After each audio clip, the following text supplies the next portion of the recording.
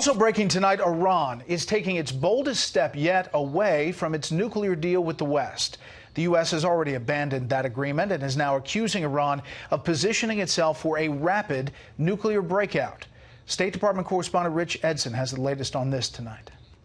It's time for the nations of the world to resist Iran's aggression and terror. Israeli Prime Minister Benjamin Netanyahu says the International Atomic Energy Agency confirms what he told the United Nations a year ago. Iran has a secret nuclear program. Iran has no plausible explanation for the detected material and must explain where it came from and where it is now.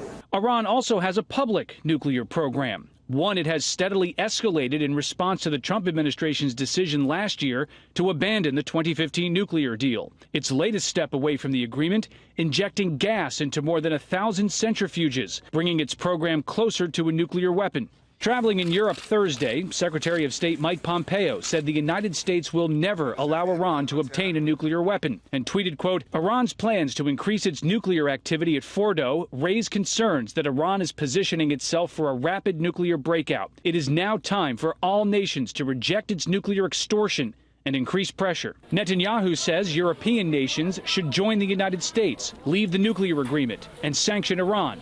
Iranian leaders want European countries to figure out a way for Iran to circumvent American sanctions so it can sell oil internationally. If they return to complying with their commitments completely, we will also return to abiding by our commitments in full. The United Kingdom, Germany, and France are still in the nuclear agreement. French President Emmanuel Macron calls Iran's latest violation a profound shift in leaving its nuclear deal responsibilities. And Germany says Iran is further risking the 2015 agreement. These are obviously steps in the wrong direction that Iran is taking.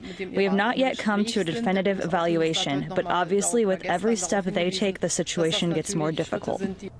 The UN is also criticizing Iran for blocking and temporarily detaining one of its nuclear inspectors last week.